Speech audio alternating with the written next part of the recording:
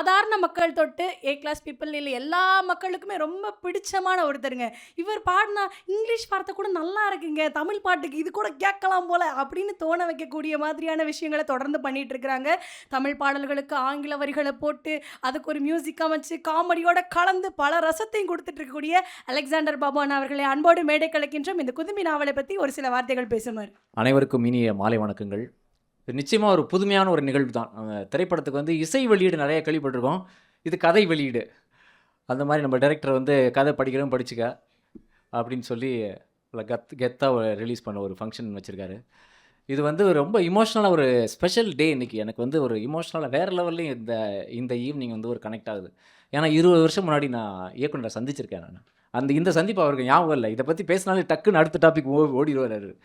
20 வருஷம் முன்னாடி அந்த பிரிவோம் சந்திப்போம், பார்த்திபன் கனவுலாம் வந்து ரொம்ப பரபரப்பா இந்த மாரி ஒரு நல்ல ஒரு சென்சிபிள் ஃபிலிம்ஸ், சென்சிபிள் டைரக்டர் தமிழ்ல இருக்காரு இப்போ. இந்த மாரி தான் டைரக்டர் தான் நமக்கு தேவை. இந்த மாரி டைரக்டரோட தான் நம்ம ஒர்க் பண்ணணும். ஸோ அப்போ வந்து 20 வருஷம் முன்னாடி சினிமாவில் நடிக்கணும்னு எனக்கு தீராத ஒரு காதல் இருந்தது. எனக்கு ரொம்ப ஆசை நடிகன் ஆகணும்னு சொல்லி. ஸோ திருமணத்துக்கு முன்னாடி அந்த ஐடியில் ஒர்க் பண்ணிட்டுருக்கேன். ஸோ யாரோ ஒரு காண்டாக்ட் மூலமாக இவரோட நம்பர் கிடச்சிது, இயக்குனரோட நம்பர் கிடச்சிது. இவரோட கிளாஸ்மேட் வந்து என்னோடய ஃப்ரெண்டோட ஆஃபீஸில் கொலீக் அந்த மாதிரி. ஸோ ப்ரெஷர்லாம் போட்டு ஒரு சந்திக்கக்கூடிய ஒரு வாய்ப்பு, ஃபோன்லாம் பேசி. ஸோ ஒரு மறக்க முடியாத ஒரு சந்திப்பு அது. நீங்கள் இந்த சந்திப்பு கேட்டிருப்பீங்க. இசைஞானி இளையராஜா வந்து ஜெயகாந்தனை சந்தித்ததை பற்றி அவரே ரொம்ப காமெடியாக சொல்லுவார். பிரதர்ஸ்லாம் போய் அந்த சினிமாவுக்காக தேனியிலேருந்து வந்திருக்காங்க. ஸோ பாரதி ராஜா எல்லோரும் போய் ஜெயகாந்தன்ட்ட உட்காந்து இந்த மாதிரி நாங்கள் கம்யூனிஸ்ட் பார்ட்டிலலாம் ஒர்க் பண்ணியிருக்கோம், எங்களுக்கு சினிமாவுக்கு உங்களை நம்பி தான் வந்திருக்கோம், கொஞ்சம் கை காட்டி விடுங்க அப்படின்னு அதை கேட்கும்போது அவர் பயங்கரமாக ஜெயகாந்தன் கோவம் வந்துருச்சான். யாரை நம்பி வந்தீர்கள்? என்னோட அனுமதி இல்லாமல் நீங்கள் எப்படி என்னை நம்பலாம்? இந்த ரேஞ்சில் திட்டி அனுப்பிச்சி விட்டாராம். ஸோ அதை இசைஞானி ரொம்ப வேடிக்கையாக சொல்லுவார். எங்களோட சந்திப்பு கிட்டத்தட்ட ஆல்மோஸ்ட் அது மாதிரி தான், அது ஒரு டிக்னிஃபைட் வெர்ஷன். போனவொடனே கேட்டார், என்ன வேலை பார்க்குறீங்க? நான் ஐடியில் தான் ஒர்க் பண்ணிட்டுருக்கேன். அப்போ உடனே ஒரு கேள்வி, இப்போ நீங்கள் வந்து கிரிக்கெட் பிளேயர் ஆகணும்னு நினைக்கிறீங்க, ஆனால் டெய்லி போய் நீங்கள் ஸ்விம்மிங் பூல்லேயே ப்ராக்டிஸ் பண்ணிகிட்டே இருந்தால் ஸ்விம்மிங்கில் பெட்டர் ஆகிறதுக்கு வாய்ப்பு இருக்கா, இல்லை கிரிக்கெட்டில் பெட்டர் ஆகிறதுக்கு வாய்ப்பு இருக்கா? ஸ்விம்மிங்கில் தான் பெட்டராக இருக்க வாய்ப்பு இருக்குது. அப்போ நீங்கள் அதை தான் செய்யணும். நீங்கள் இது பண்ணணும்னா நீங்கள் எதுவாக ஆக நினைக்கிறோமோ அது தானே செய்யணும் அப்படின்னு ஒரு 3 நிமிஷத்தில் மீட்டிங் முடிஞ்சிருச்சு. ஸோ அது முக்கியமான ஒரு பாடமாக எனக்கு அது அடிக்கடி நான் அந்த பாடத்தை நினச்சிக்குவேன். எதுவாக நீங்கள் ஆகணும்னு நினைக்கிறீங்களோ அதுவாக நீங்கள் ஆயிடணும். அது நான் யாரும் நம்மளை வந்து ஆக்கலாம் மாட்டாங்க, நம்மளே ஆயிடணும். ஸோ அந்த ஃபாஸ்ட் ஃபார்வர்ட் லைஃப் ஒரு 15 இயர்ஸ்க்கு நான் 10 இயர்ஸ் ஒர்க் பண்ண அப்புறம் தான் வேலையெல்லாம் விட்டுட்டு ஸ்டாண்டப் சினிமாவுக்கு போகிறதுக்கு ஒரு பெரிய தயக்கம், ஒரு அச்சம் இப்போ கூட இருக்குது. ஸோ அன்சர்டன், நம்ம கையில் எதுவுமே இல்லைங்கிற மாதிரி ஒரு பயம் இருந்துகிட்டே இருக்குது. ஸோ அதுக்கப்புறம் ஒரு 15 இயர்ஸ்க்கு அப்புறம் அலெக்ஸ் இன் வண்டர்லாண்டுங்கிற ப்ரோக்ராம் நான் ரிலீஸ் பண்ணி அமேசான் ப்ரைமில் வந்து முதல் வாரத்திலே வந்து கருப்பழனி அப்படின்னு அப்போ வந்து அவருக்கு நம்ம சந்தித்ததெல்லாம் நிச்சயமாக ஞாபகம் இருக்க வாய்ப்பே இல்லை. ஒரு இலக்கிய விழாவில் வந்து ஒரு முக்கியமான எழுத்தாளர்கள்லாம் இருக்காங்க. ஐ திங்க் பவானன் கூட இருந்தாருன்னு நினைக்கிறேன். அந்த விழாவில் வந்து வீடியோவில் ஒரு வீடியோ ரிலீஸ் ஆச்சு. இந்த மாதிரி அலெக்ஸ் இன் வண்டர்லாண்டுன்னு ஒரு ப்ரோக்ராம் வந்திருக்கு, அமேசான் ப்ரைமில் எல்லோரும் போய் பாருங்கள் அப்படின்னு சொல்லி அதை பற்றி 2 நிமிஷம் பேசினார். ஸோ அப்போது வந்து எனக்கு ஒரு பெரிய ஒரு நிறைய ஒரு life has come full circle அப்படிங்கிற மாதிரி. அதுக்கப்புறம் முக்கியமான யுகபாரதியோட நட்பெல்லாம் அதுக்கப்புறம் தான் ரொம்ப மகிழ்ச்சியான ஒரு நட்பாக நான் நினைக்கிறேன். ஸோ அதுக்கப்புறம் ஃபாஸ்ட் ஃபார்வர்டு ஒரு ஃபியூ மந்த்ஸ் முன்னாடி தான் நாங்கள் சந்தித்தோம். ரொம்ப நான் அவரோட வீடியோ பேச்சுக்கள்லாம் உரையெல்லாம் பயங்கரமாக ஃபயராக இருக்கும். ரியல் லைஃப்பில் அவர் பயங்கரமான ஒரு ஸ்டாண்டப் கமெடியன் தான். அவர் ஃபுல்லாக நக்கலும் நையாண்டியும்.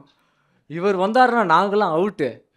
இவர் காமத்துறையோட அப்படி தான் அவர் கனெக்ட் ஆகிட்டாருங்கன்னு நினைக்கிறேன். ஃபுல்லாக நான் காமத்துறை ரொம்ப ஒரு ஒரு 30 வயசில் இருப்பார்னு நினச்சேன். அவ்வளோ குசும்பு. நாவல் படிச்சிங்கன்னா நீங்கள் தெரியும் என்ன குசும்பு. அந்த தீப்பெட்டி மேட்டர்லாம் வந்து எப்படியா அப்படிலாம் எழுதுறாங்கன்ற மாதிரி ரொம்ப கூச்சமாக பயங்கரமாக இருந்தது. ஸோ இந்த நேரை சந்திக்கும் போது தான் அவர் அவ்வளோ எனர்ஜி. அண்ணன் வந்து பயங்கரமாக ஒரு பழனியப்பன் இல்லை, பழனியப்பன் வல்லினார் ஆகிறான். துருன்னு பறக்க அப்படியே 10 பிளாக் காஃபியை குடிச்சிட்டு அலைஞ்ச மாதிரி பரன்னு இருக்காப்புல. அவர் பேசுகிற ஃபார்மேட்டே அந்த ஸ்டாண்டப் ஃபார்மேட் தான். ஒரு ப்ரிமைஸ் பஞ்சு. அவன் எல்லாத்தையும் உலகத்தில் இருக்க எல்லாத்தையும் படித்து வச்சுருக்காரு. ஒவ்வொன்றுக்கும் ஒரு நோடு சொல்கிறாரு. ஒரு 10 புக்கிலேருந்து அடிச்சு விடுறாரு. ஆனால் அவர் வண்டியே வந்து ஒரு நடமாடும் லைப்ரரி தான் அது. கார்லேயே அவ்வளோ புக்ஸ் இருந்து எனக்கு ஒரு 2 புக்ஸ் கொடுத்தாரு. அதுக்கப்புறம் நம்ம எது சொன்னாலும் உங்களுக்கு அது பிடிச்சிருக்கா அப்படின்னா இந்த புக்கு பிடிக்கும், நான் வீட்டில் அனுப்பிச்சி விட்றேன். ஸோ கருப்பழனியப்பனோட நட்பில் இருந்தால் வந்து நமக்கு புத்தக செலவு கிடையாது. அவரே அனுப்பிச்சி விட்டுருவாரு. ஸோ நம்ம படிக்க வேண்டியது. அண்ட் இந்த நிகழ்வு கூட அந்த மாதிரி ஒரு ஒரு நோபல் ஐடியாவில் தான் பண்ணியிருக்காருன்னு நினைக்கிறேன். நம்ம எல்லாரையும் அவர் தீவிரமாக எவ்வளோ படிக்கிறாரோ அந்த துளியை நம்மகிட்ட அந்த துளியை கொஞ்சம் வந்து நம்மளை பாஸ் பண்ணி விட்டுருக்கணும்னு, நம்மளை அதுக்குள்ளே கொண்டு வந்துடணும்னு பார்க்குறாரு. நம்மளை எப்படியாவது படிக்க வச்சிடணுன்ற மாதிரி. ஸோ இந்த நாவலில் ரொம்ப ஒரு சுவாரஸ்யமாக இருந்தது. தேனி வட்டார வழக்கு, இப்போ காமத்துறை பேசும்போது தான் அந்த அந்த பயங்கரமாக அந்த கேரக்டர்ஸ்லாம் கம் அலைவ். பயங்கர சுவாரஸ்யமாக எழுதியிருக்கிறாங்க. அவரோட நடையும் பயங்கரமாக அந்த கிண்டல் தான், கேலி கிண்டல் நையாண்டி. அதுக்கு கீழே பயங்கரமான ரொம்ப அழுத்தமான ஒரு கதை தான், அழுத்தமான ஒரு கதை.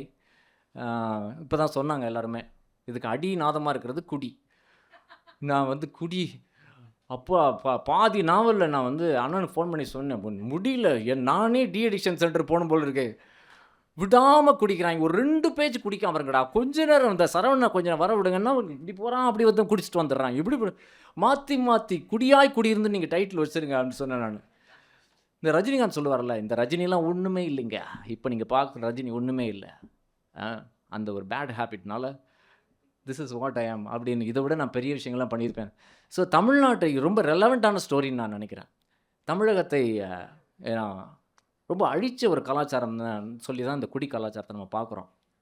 நிச்சயமாக குடி முழுகி போச்சு மாதிரி, குடியால் முழுகி குடியில் முழுகி குடியை கெடுத்து, ஸோ அதை கொண்டாடின காலங்கள்லாம் திரையில் வந்து குவார்ட்டர் அடிச்சுட்டு கூப்பிடப்படுக்கிறோம் அப்படிங்கிற அந்த கொண்டாடின காலங்கள்லாம் போய் ஒரு such a chat story. But எந்த வித ஜட்ஜ்மெண்ட்டும் இல்லாமல் இந்த மாதிரி நம்மளை அழிக்குது அந்த மாதிரி எந்த வித ஒரு இதுவும் சொல்லாமல் மேலே அந்த கொண்டாட்டம் தான், மேலே இந்த சமையல் கலைஞர்களோட வாழ்க்கை வந்து அப்படியே கொண்டாட்டமாக போயிட்டே இருக்குது. அண்ட் ஃபைனலாக அந்த சிவா சொன்ன மாதிரி அந்த சரவணனோட அந்த ஆக்ஷன் ஆட்டோலேருந்து அவன் பண்ணுறது வந்து ஒரு நம்பிக்கையோடு முடித்த மாதிரி இருந்தது. அண்ட் நிறைய அரசியல் பேசியிருக்கிறாரு அஃப்கோர்ஸ் காமத்துறை. இந்த அரசே வந்து மதுக்கடைகள் நடத்துறது வந்து ஒரு இந்த பிரச்சனையை தீவிரப்படுத்துது அப்படின்னு நிறைய பேர் சொல்கிறாங்க. அதை டச் பண்ணல. ஸோ இயக்குனர் என்ன இதை பற்றி படத்தில் பேசுவாரா அப்படிங்கிற இதை தெரிஞ்சுக்க ரொம்ப ஆர்வமாக இருக்கேன். இது காளி வெங்கட்டுக்கும் இது பயங்கரமான ஒரு சப்ஜெக்ட். இது மெட்ராஸ் மேட்டினி பார்த்து நான் அசந்து போயிட்டேன். என்ன நடிப்பு, என்ன சட்டலாக அடித்து தூக்குறாரு. இந்த படம் உங்களுக்கு கண்டிப்பாக ஒரு வேறு லெவலில் ஒரு தீனி போடும். அருமையான ஒரு களம் இது. நிச்சயமாக we are so looking forward and Justin Prabhakar so happy. இது வந்து ஒரு முக்கியமான இடம் உங்களுக்கு தெரியும். யுகபாரதி அண்ட் கருப்பழனியப்பன், வித்யாசாகர் இருந்த சேர் உங்களுக்கு ரெடி பண்ணி கொடுத்துருக்காங்க. And you totally deserve. கண்டிப்பாக ஜஸ்டின் வந்து எக்ஸ்ட்ராடினரி மெலடிஸ்லாம் பண்ணியிருக்காரு. அண்ட் இவங்க கூட்டணியில் வந்த பாடல்கள்லாம் வந்து இன்றைக்கும் பிளேலிஸ்ட்டில் இருக்குது. கனா கண்டேனடி தோழி பாப்பா, அந்த ஓப்பனிங் வந்து யுகபாரதியும் கருப்பழனியப்பனையும் வித்யாசாகரையும் தமிழர்களுக்கு கொண்டு சேர்த்த பாடல். அந்த மாதிரி நிறைய எனக்கு இந்த அற்றை திங்களும் ரொம்ப பிடிக்கும். ஒரு மாதிரி கல்ட் கிளாசிக் தான் அது. அற்றை திங்கள் வானிடம் அள்ளி செண்டோ நீரிடம், அப்புறம் என்ன சுற்றும் காற்று பூவிடம் சொக்கும் ராகம் யாழிடம் காணுகின்ற காதல் என்னிடம் தேடுகின்ற யாவும் உன்னிடம். ஸோ இந்த கருப்பழனியப்பனோட இந்த பேக்ரவுண்ட்லாம் யுகபாரதி இன்றைக்கி தான் சொல்கிறாரு. இந்த பயங்கரமாக மாஸ்டர் ரெட் பேனா வச்சுட்டு உட்காந்துருக்கிறார். சரி, கண்டிப்பாக அந்த உழைப்புனால தான் நான் அவ்வளோ கிளாசிக்கான பார்த்திபனுக்கான ஆல்பமே வந்து ஃபென்டாஸ்டிக் ஆல்பம். அதில் கோக்கியான பக் பக் சாங்கும் இருக்குது, கனா கண்டனடி மாதிரி ஒரு கிளாசிக்கும் இருக்குது. ஸோ அந்த மாதிரி நிறைய எதிர்பார்க்குறோம். No pressures, but you will do a brilliant job. கண்டிப்பாக you will definitely do a brilliant job. ஏன்னா வந்து இரவு பாடல்கள் நம்ம நைட்டு இசைஞானி பாடல்களோடு சேர்த்து உங்கள் பாட்டும் ஷான் ரோல்டன் பாட்டும் வருதுங்கிறதே ஒரு பெரிய ரெக்கக்னிஷன். அடியே அழகே, அந்த பாட்டே நீங்கள் நைட்டில் தான் போட்டிருப்பீங்கன்னு நினைக்கிறேன்.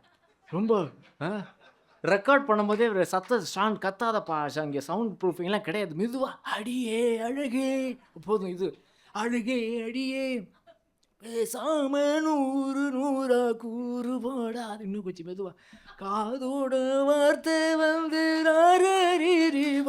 கத்தாதே, தூங்குறாங்க. தாரீர் வாயாடி பேயானி தூக்கம் தூக்கி போகிற அடியே அழகே. ஸோ அப்படிப்பட்ட ஜஸ்டின் பிரபாகர் பிரில்லியன்ட் சாய்ஸ். அண்ணனுக்கு நன்றி. Is so looking forward to the album. First of all.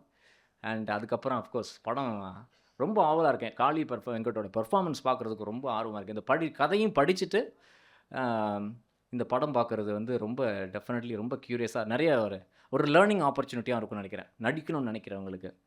So Kaali of course is definitely reference நிறைய சீன்ஸில். So happy. Thank you so much. அனைவருக்கும் நன்றி.